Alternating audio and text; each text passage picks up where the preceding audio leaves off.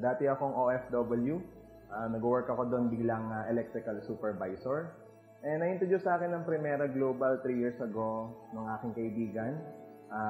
Noong una medyo skeptic kasi medyo na-expose na ako ng konti sa ganitong klase ng negosyo.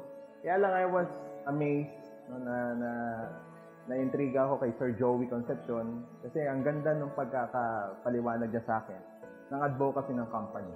And I have the same advocacy actually, and that is, of course, to help more people, diba? Makatulong tayo sa mas marami, especially sa mga kababayan natin Pilipino. And during that time, kailangan ko talaga, need ako ng product para sa anak ko. Kasi during that time, yung aking bunso, meron siyang skin asthma.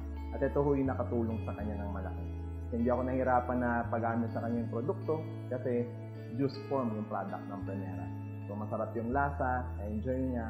And doon na nagsimula yung magandang pagbabago dun sa anak ko. Hanggang sa nakita ko na yung magandang layunin ng company at nakita ko yung magandang pwedeng maitulong ko sa ibang tao. And sineryoso ko na yung negosyo. And since then, marami na nabago sa buhay ko, na bagong pananaw. Noon, hindi na ako nangangarap ng malaki. Pero dahil sa Primera, natuto ako mangarap ng malaki. And actually, ngayon ko lang napatunayan na isa pala sa sikreto, kung gusto mong masenso sa buhay, kung gusto mong may marating sa buhay, kailangan huwag kang titigil mangarap. At yun yung isang bagay na naituro sa akin ng Primera. No, tinuruan niya akong mangarap. Pero, isa pang natutunan ko, hindi pala sapat din yung nangangarap ka lang. Okay? Kinakailangan meron kang tamang sasakyan mo para marating yung pangarap. At itong Primera Global, ito yung nagbigay sa akin. Ito yung nakita kong sasakyan na pwede kong sakyan para yung mga pangarap ko marating. I-encourage ko kayo na subukan ang Primera Global, especially yung aming produkto.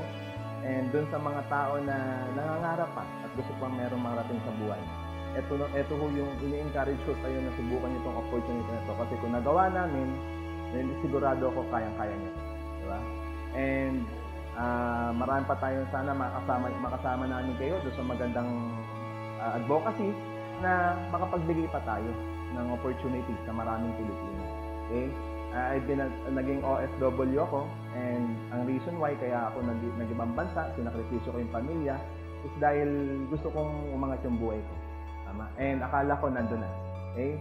And dito pala sa Pilipinas, kahit hindi tayo lumayo, no, pwede natin makuha yung mga pangarap natin kasama yung pamilya natin.